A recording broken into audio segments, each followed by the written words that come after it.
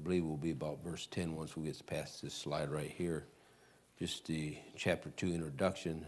Herb Lockyer says that Micah might have been a yeoman, or put it in plain simple language, just an ordinary common man of respectable duties and class. He further states that he was a man of strong conviction and corresponding courage, and as a true preacher, uncovered sin and pointed to the coming Christ.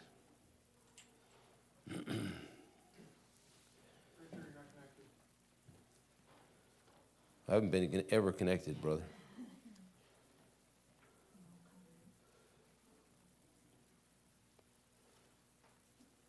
Mike, that good? You didn't need to see the first one anyways. All right, verse 10. And depart, for this is not your. It shall destroy you even with a sore destruction. He's telling them to get up. This is not your rest or millennium. You need to move on. The days are coming, and it's not the rest for Israel or Judah and Jacob, as in the chapter here, but of pollution and great destruction. Go back just a few pages to the book of Amos. Look at chapter 6.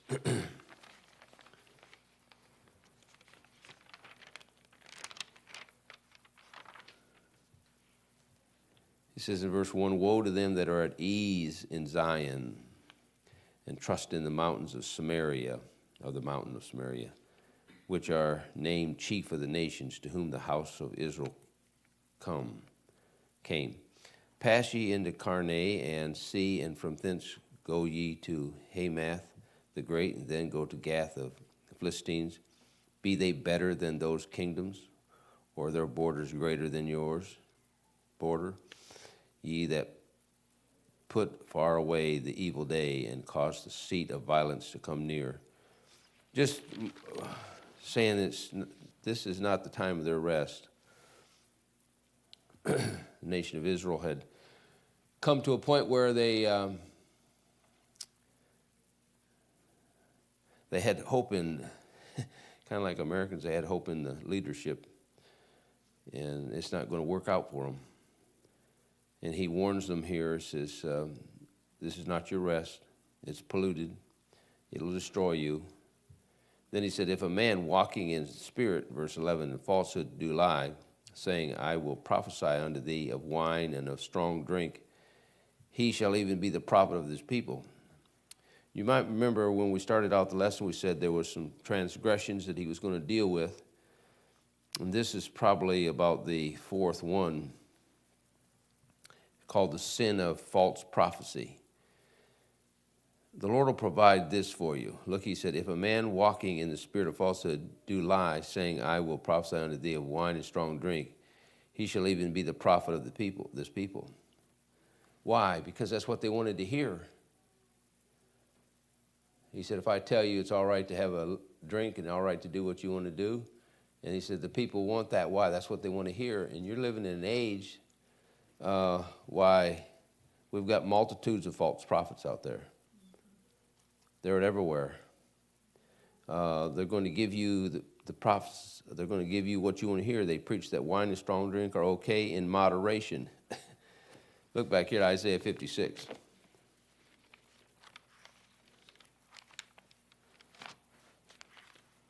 So what you have going across America today, everywhere you look, on the TV, probably even on the radio, but on the TV particularly, and you got a prophet who's telling the people what they want to hear. Look at verse 10, 56:10.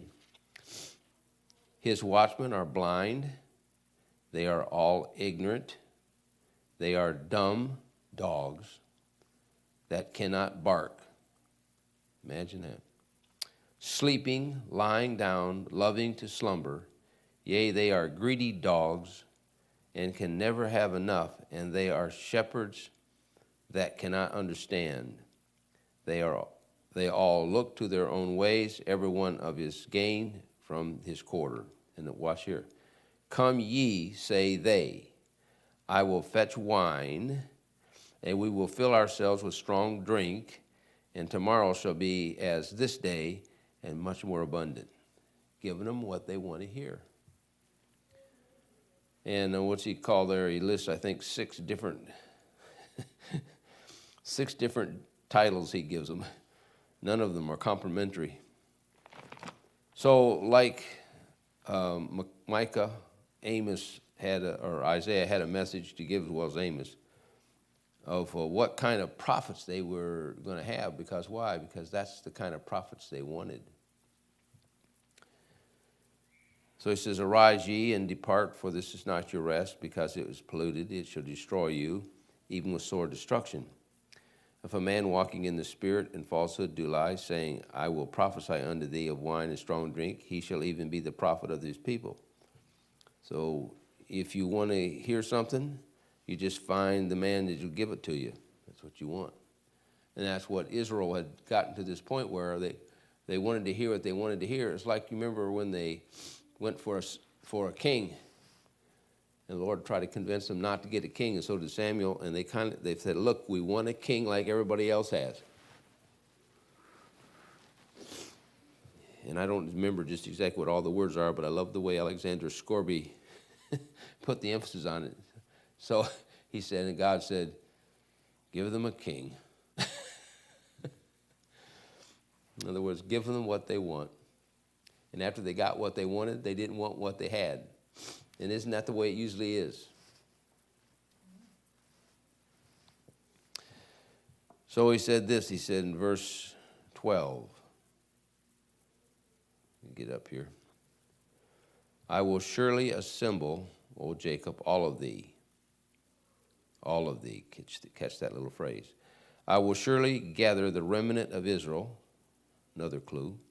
I will put them together as the sheep of Bozrah, as the flock in the midst of their fold.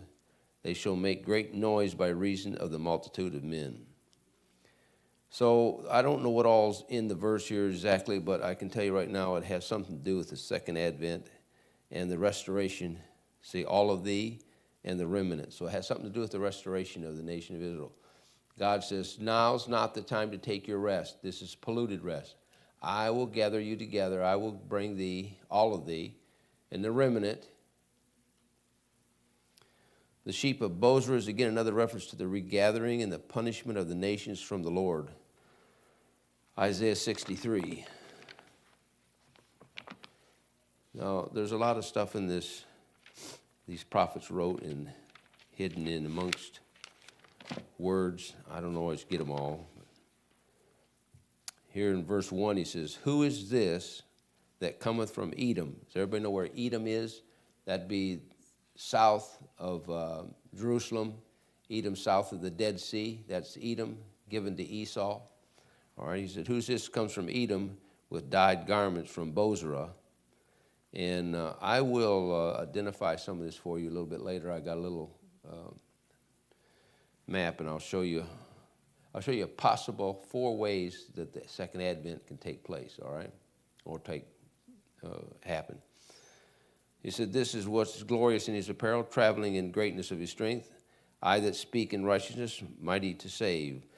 Wherefore art thou red in thine apparel? So you know what that is? That's the second advent. That's Revelation 19, coming back on the white horse, trampling the heads of the enemies until the blood runs as deep as the horse's bridle. And again, we'll look at some of that a little bit later on. So what's Micah doing? He's giving them a look at what's in the future for them, but it isn't right now. And most of it's because of the apostasy that the nation went into. So he says here in verse 13, the breaker is come up before them. They have broken up and have passed through the gate and are gone out by it, and their king shall pass before them, and the Lord on the head of them. Second advent. I don't know what all the details are, but it's the restoration of the nation of Israel. And let's turn back to Isaiah 34. And we will look at this again probably, but we'll look at it right now. Isaiah 34 in verse 1. Come near, ye nations, to hear, and hearken, ye people. Let the earth hear, and all that is therein, the world, and all the things that come forth of it. For the indignation of the Lord is upon all nations. There you go. See Advent. And his fury upon all the armies. That's Revelation 19. He shall utterly destroy them. He hath delivered them to the slaughter. Guess you don't have a hard time figuring that out. Their slain also shall be cast out, and their stink shall come out of the carcasses, and the mountains shall be melted with their blood. That's going to be a mess. And all the host of heaven shall be dissolved, and the heavens shall be rolled together as a scroll. And their host shall fall down as the leaf falleth off from the vine, and it falleth off from the fig tree. For my sword shall be bathed in heaven. Behold, it shall come down from Idumea. That's, just so you know, that's Edom. And upon the people of my curse to judgment. The sword of the Lord is filled with blood, and it is made fat with fatness, and with the blood of lambs and goats, with the fat of the kidneys of rams. For the Lord hath sacrificed in Bozrah, there it is again, see, and a great slaughter in the land of Idumea, or what we refer to as Edom. Well, we looked at 63, so turn to Jeremiah 4. Jeremiah 4. Now, I know sometimes this doesn't make a lot of sense to you. It's kind of broken up, but if you got to keep in mind certain phrases in the Bible, we've talked about them many times in the past, give us a clue what dispensation we might be looking at. So he says here in Jeremiah chapter 4 and verse 13, Behold, he shall come up as clouds, and his chariot shall be as a whirlwind. See that? His horses are swifter than eagles. It's quite a horse. And somebody said the golden eagle known to fly at 120 miles per hour. I guess that's pretty fast. Woe unto us, for we are spoiled. In other words, our nation is a wreck. Now, we'll look at some more of this stuff a little bit later on, but let's look at one more. Let's look at Isaiah 9.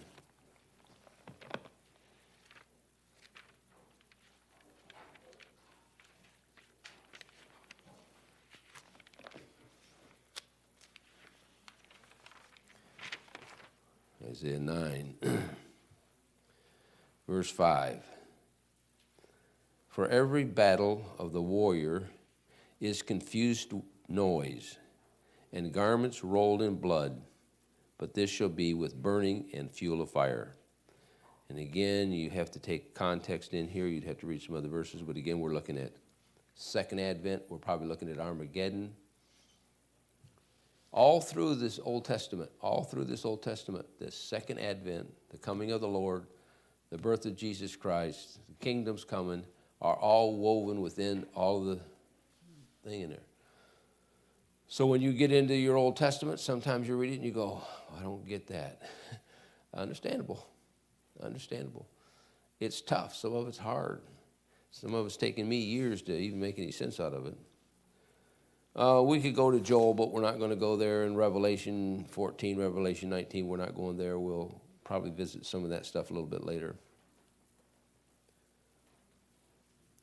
So let me give you 4 possible entrances that could be made in the Second Advent. In other words, 4 possible ways that this thing could happen. I won't tell you that I have it exactly, but it's in the book. So let's look at number 1, from Damascus. You see Damascus up here at the top of your screen, number 1. Damascus down through Bozrah. Tyre and Sidon. It goes through Tyre and Sidon and comes down through the valley of Megiddo. And then number 2, Mount Sinai via the King's Highway, which is down here, number 2. The King's Highway went around this way. And you go up here to just north of the Dead Sea, and you have Gilgal just on the other side of the river. And so it passes over, see what he said? Mount Sinai via the King's Highway crosses at Gilgal. Turn to Deuteronomy 33 a minute.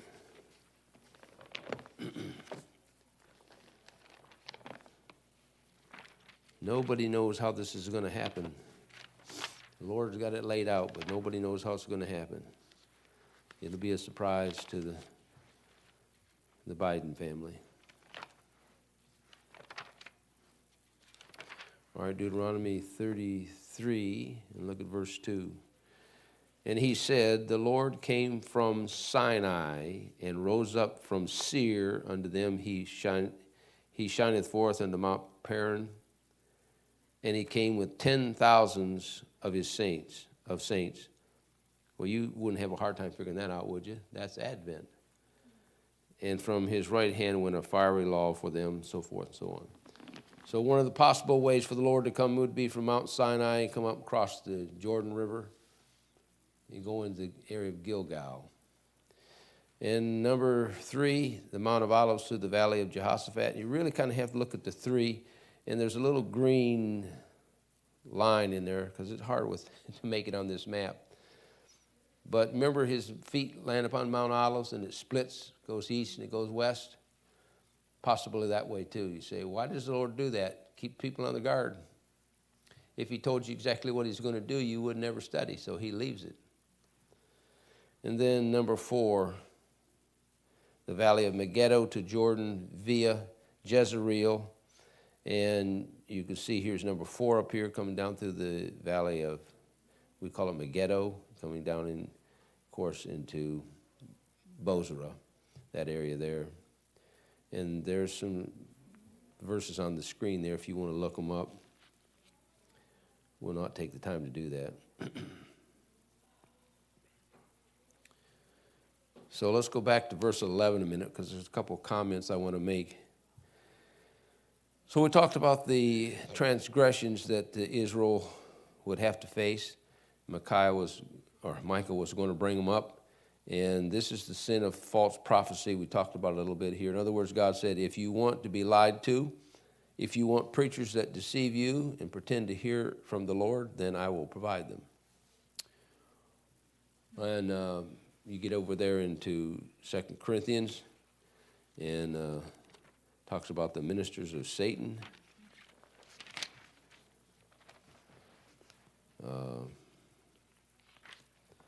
Just a second here. Yeah, 2 Corinthians chapter 11. Look over here a minute.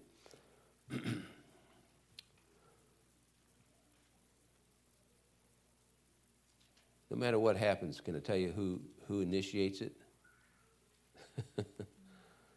All right, verse 13. For such are false apostles, chapter 11, deceitful workers, transforming themselves into the apostles of Christ. And no marvel, for Satan himself is transformed into an angel of light. Therefore, it is no great thing if his ministers, that's the word, also be transformed as the ministers of righteousness, whose end shall be according to their works. So they're not getting by with anything. If they want that kind of a ministry, God will provide them with them. And that's why you can see these guys, they got 34,000 people in the stadium. Why? Because they're giving them what they want to hear. They didn't go there to get chewed out. They got there to be told how good they are. God says, that's what you want? That's what I'll provide for you. People say, how does Benny Hinn, Joel Osteen, Kenneth Copeland, Jim Baker, John Hagee, Rick Warren, Joseph Smith, and on goes the endless list, how do they get so many people to follow them? The only answer I have is because they love what they're hearing. If you ever talk to anybody who follows those people, did you ever notice that no matter what you say, you're wrong? You shouldn't be negative.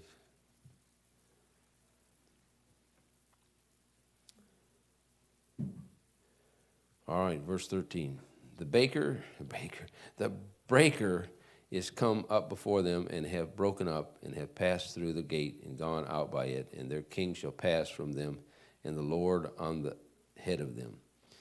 The breaker here, and I'm just going to give you the reference. I'm not going to turn there, but it's on the screen, Zechariah 11:10. The breaker is a reference to the Lord Jesus Christ. And he talks in Zechariah there in that passage that he broke his covenant with them. And so the Lord's the breaker. Their king is probably a reference to David here. And the king shall pass before them, the Lord at the head of them.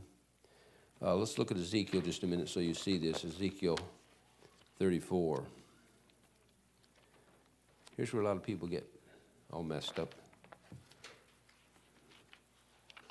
Ezekiel 34.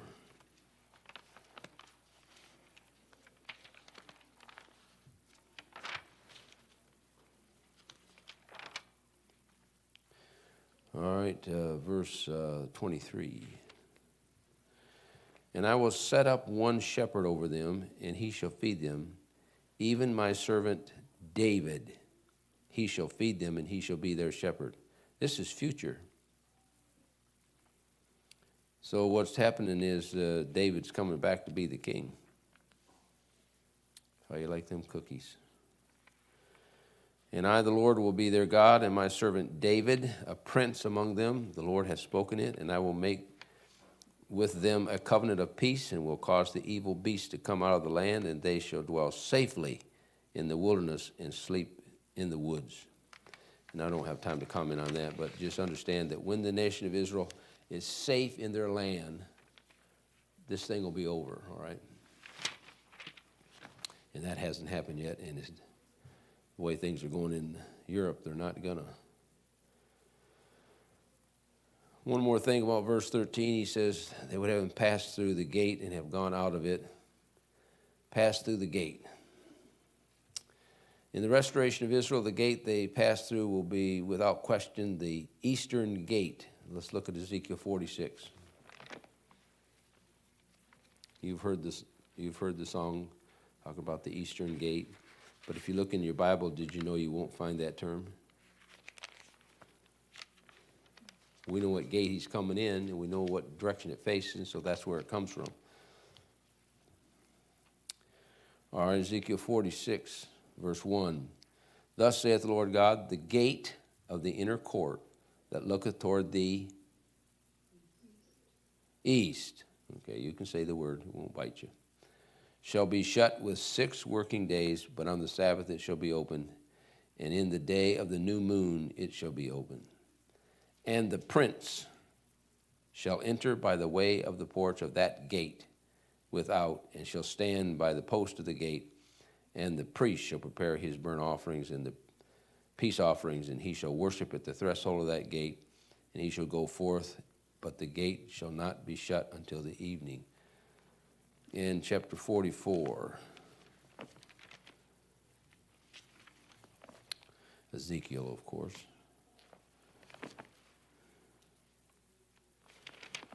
Verse 1. Then he brought me back the way of the gate of the outward sanctuary, which looketh toward the east, and it was shut. Then said the Lord unto me, this gate shall be shut, it shall not be opened, and no man shall enter in by it, because the Lord thy God of Israel hath entered in by it, therefore it shall be shut. It is for the prince, he shall set in it to eat bread before the Lord. He shall enter by the way of the porch of that gate, and shall go forth out of the way of the same. Again, a lot of stuff there. I don't quite get all of it, but there is an eastern gate. That's the gate when he comes back on his white horse that he enters in through. Okay? I guess we'll move on there to chapter 3. Verse 1, chapter 3. And I said, hear, I pray you, O head of Jacob, and ye prince of the house of Israel. It is not for you to know judgment. Real simply, God admonishes the prophets that it's not permitted for them to know what's coming. But they'd prophesied falsely anyways, if you remember back in chapter 2, verse 11. On top of the fact that they hated what was good and loved what was evil. See, that's one reason why so many, shall I call them preachers? I think that's one reason why so many preachers in this world get angry when you try to correct them. One man said that doctrine was doo-doo. You can look it up. I can tell you who it was. You can look it up. And he said he didn't want to hear doctrine, and he believed all the people who spent their time in doctrine were consigned to hell. I heard that last week. Did you? Yep. From family. What can I say? Yeah. Look at Amos chapter 5. What can I say, folks? I'm telling you, you're living in the last days. You really are living here. It's fastly becoming the end. I like to watch those little clips. You know, they got the helicopters and the stingers and all that kind of stuff. This war is not going to end tomorrow. I don't even know if it's going to end because he is not a friend of the Jews. As a matter of fact, the head of Ukraine is a Jew. So what he doesn't realize is when he's persecuting the Ukrainians, he's persecuting God's people. Be interested to know how many Ukrainians are Jewish. Yeah. So when you're pushing God's people around, you know what God's going to do? He's going to push you around. So he's a madman anyways, but so be it. Amos 5. Verse 14, seek good and not evil, that you may live. And so the Lord, the God of hosts, shall be with you as ye have spoken.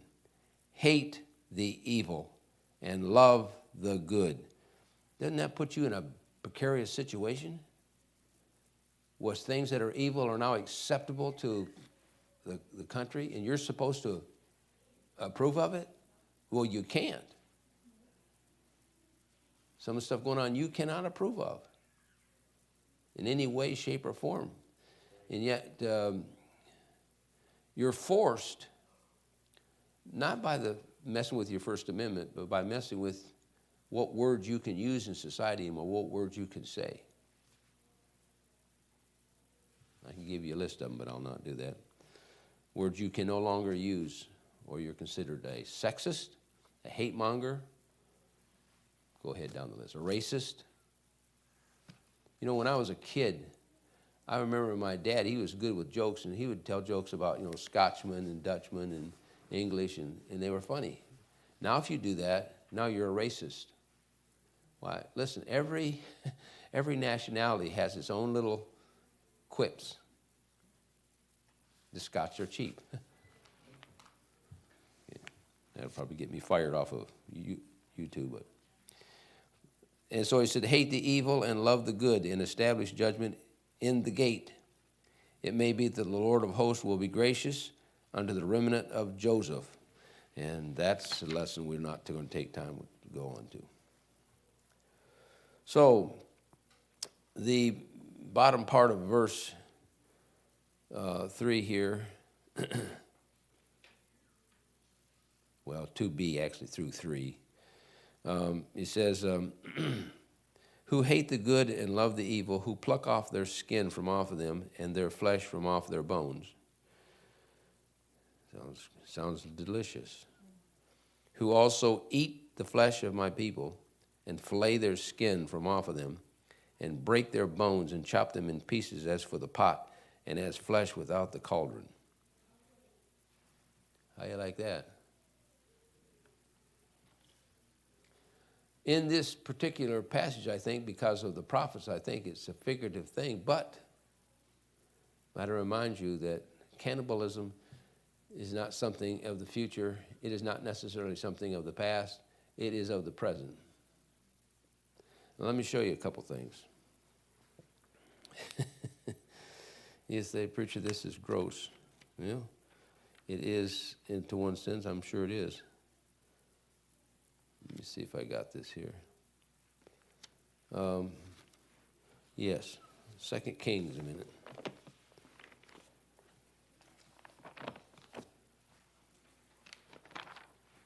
I mean, everybody remembers the Donner Party. And some of you might remember a fellow who was arrested some years ago down in Texas. Can't remember his name right this moment, but he was chopping up little boys and eating them. And he got his due in the prison. All right, 2 Kings. Allah, what did I do that for? In chapter 6, look at verse 28.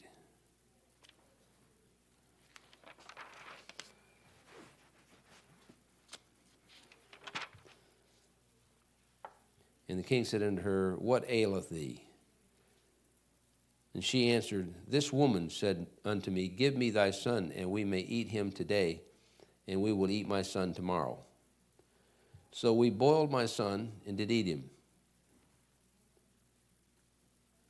Think of that. What kind of a mother does it take to boil her son?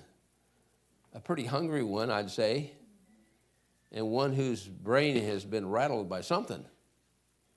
That just shows you the depth of human nature. When you say something like this, I don't see how people can do that.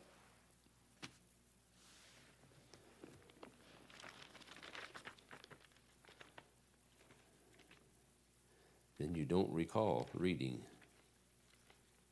what the Lord said.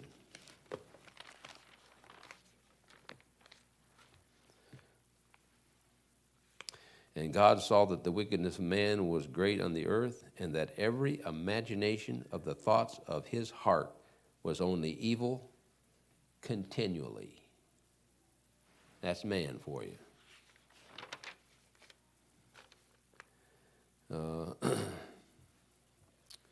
Let's see here. Well, we'll let that one go for right now, but I think it's chapter...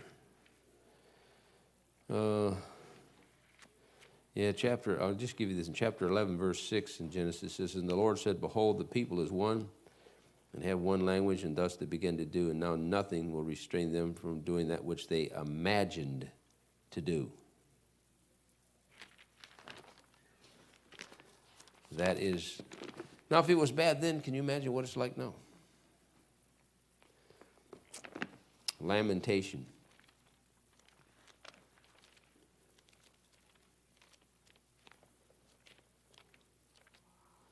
Lamentation 2. My goodness. Must be having a raid in the nursery.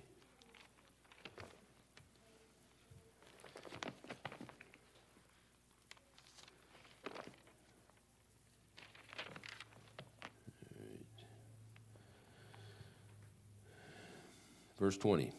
Behold, O Lord, and consider to whom thou hast done this.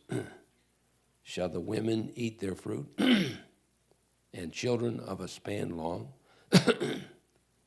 Shall the priest and the prophets be slain in the sanctuary of the Lord?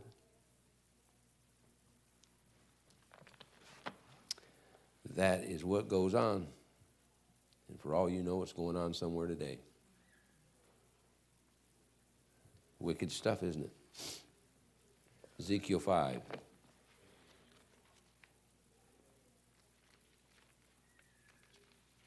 You know, the first time I got my introduction to the Bible, and the first time I started reading through it, and I started reading some of this stuff, I really honestly at first didn't believe it. I guess I didn't know much at that time. I really was ignorant of all stuff, and I just didn't know, and I went and asked and said, You've never read anything about the Second World War, have you? And I said, well, a little bit here and there. Did you ever read what Hitler did to the women? I went, nope. I said, well,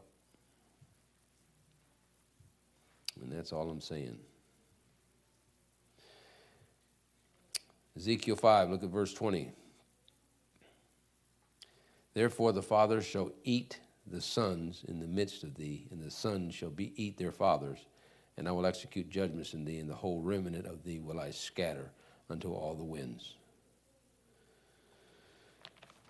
I don't know what else to tell you. There's much more, but I'm not going to go into any of it. But I'm just going to tell you things could get worse.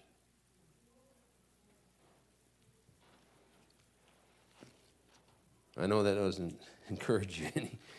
I'm not trying to discourage you, but I just want you to understand, brethren, if it wasn't for God, we would not have a chance on this globe. And what's gonna save you from that mess we've been reading about is he's going to come back and take his body out of here, and then the world's going to literally, people say, the world's going to hell. Literally, it is going to go to hell. It's going to vomit hell up. That's what you have to look forward to. Save the planet for what? They say we need to go green. Well, actually, it's going to go yellow-orange.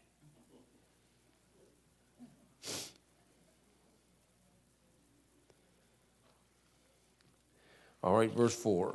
Then shall they cry unto the Lord, and he will not hear them, and he will even hide his face from them at that time, as they have behaved themselves ill in their doings. Not a hard verse to understand, I don't think. I don't think there's anything in there that you couldn't understand if you're reading it yourself. Simply this, the Lord said that they're going to cry out and pray to him, but he said he wouldn't hear them. I've kind of wondered from time to time, and I hope I'm wrong, but I've kind of wondered from time to time if the Lord hasn't shut his ears to the Christians in America and just said, it's what you wanted, it's what you got. Sorry. Say, well, he promised to hear. Well, yeah, I did, but did you just read the verse? Let me show you a couple more. Let me show you where he told Jeremiah not to pray for that people because he wouldn't hear it. Let me show you what Ezekiel was not to pray for. His own wife was taken from him. You're not dealing with an old man in a beard with a cane. I'm not talking about you, dear. You're not dealing with that. You're not dealing with that mentality, and yet that's the kind of mentality Americans have. Well, we'll just, we can convince God to change his mind. Oh, yeah? Then why did you say, my God, why hast thou forsaken me? I mean, if there was any time in God's existence, if I can use that way, that he would have wanted not to turn his back, he would want to do it. It was his own son was hanging on the cross dying for you and me and our stinking sins. And yet he did. Didn't even hear his own son. At least that's the way I would put it. All right, let's go back here a minute. Let's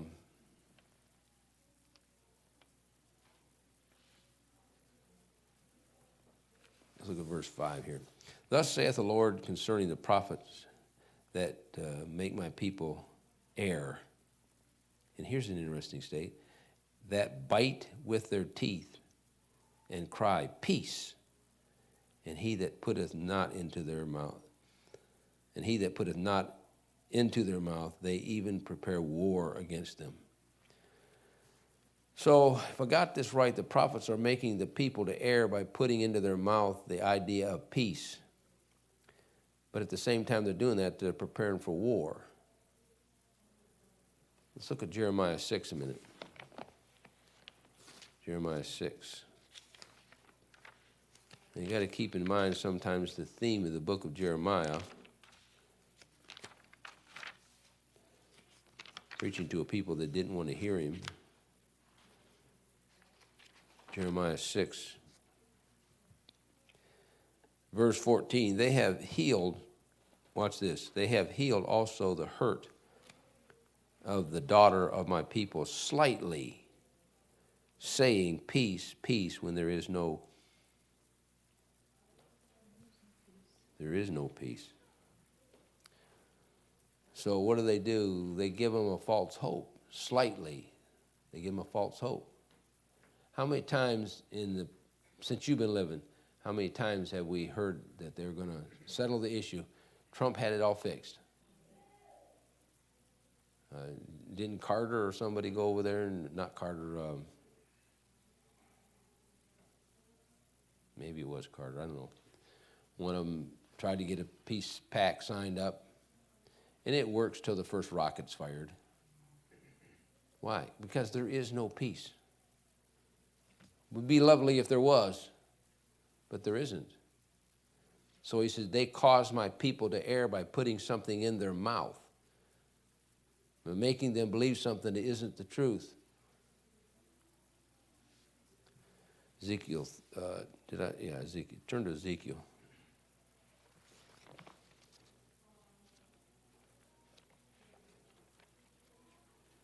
And look at verse 13. It's up there on your screen for you, or chapter 13, I'm sorry. In verse 16, he says, to wit, to know, the prophets of Israel which prophesy concerning Jerusalem, and which see visions of peace for her, and there is no peace, saith the Lord God. Look up here, verse 10.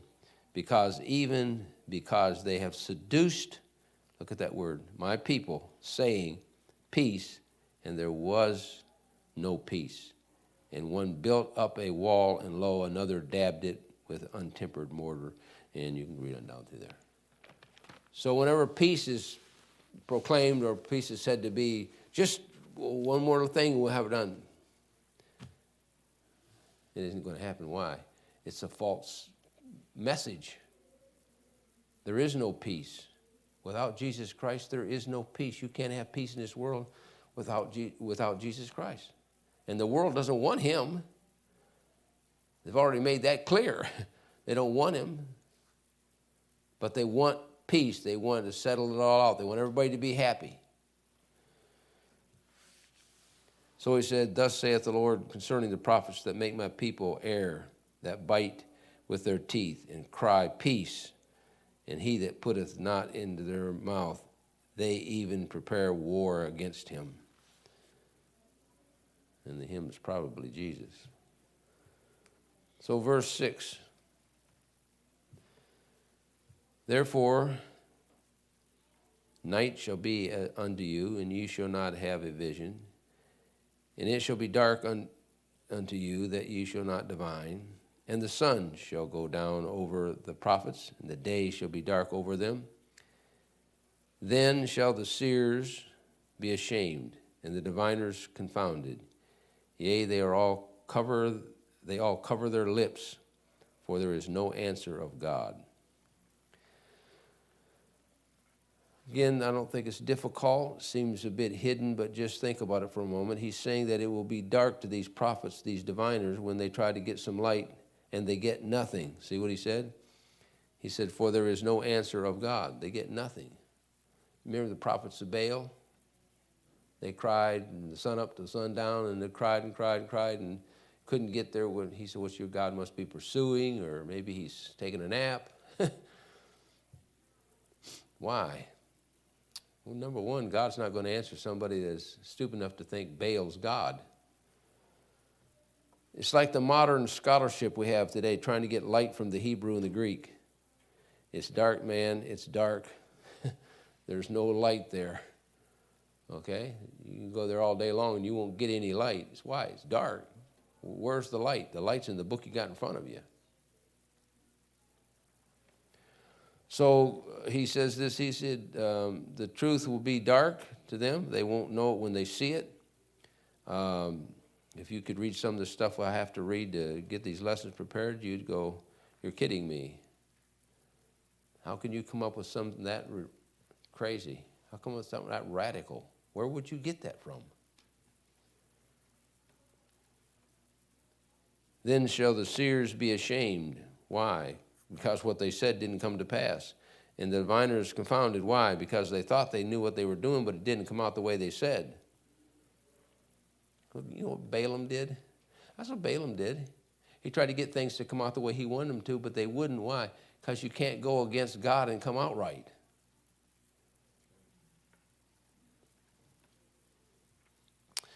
And the sun shall go down over the prophets, and the day shall be dark over them. So they're going to, when it gets nighttime, it's over. Then shall the seers be ashamed. Isn't that an interesting statement right there? Look back up here, and he says, shall go down over the what? Verse 6. It shall go down over the what? Then shall the what? Seers. Do you remember reading in the book of Samuel when Saul and his companions was out looking for the asses of his uncle or whoever it was that he was looking for? And he said, where's the seer at? Formerly they'd been called prophets or seers. Now they were called prophets. The Lord must not think that that's wrong to use a different word. He did it there within a verse. Somebody said that's archaic. It is? Which one's archaic? Then shall the seers be ashamed, the diviners confounded, yea, they shall all cover their lips, for there is no answer.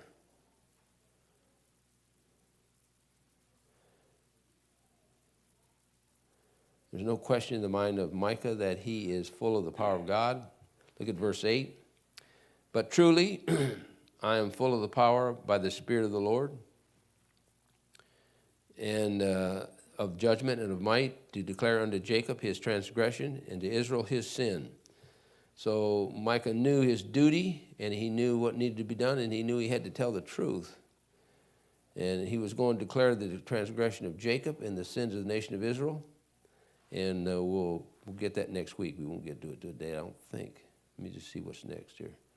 Yeah, we will. Look at verse 9 and 10. We'll get this in there. Hear this, I pray you, ye heads of the house of Jacob, and the prince of the house of Israel, that abhor judgment and pervert all equity. So one of the sins that God hates is the sin of injustice. Remember, God said he wants an even, a fair balance. So God hates injustice. God hates you to treat one person this way and the other person another way. God hates you that you would give God 10%, but the waitress 15%. Hear this, I pray you, ye head of the house of Jacob and the prince of the house of Judah, and abhor judgment and pervert all equity. They build up Zion with blood and Jerusalem with iniquity. So their sin is the sin of injustice. God is a just God, and he's a fair God, and that's the way he wants us to be, just and fair. All right.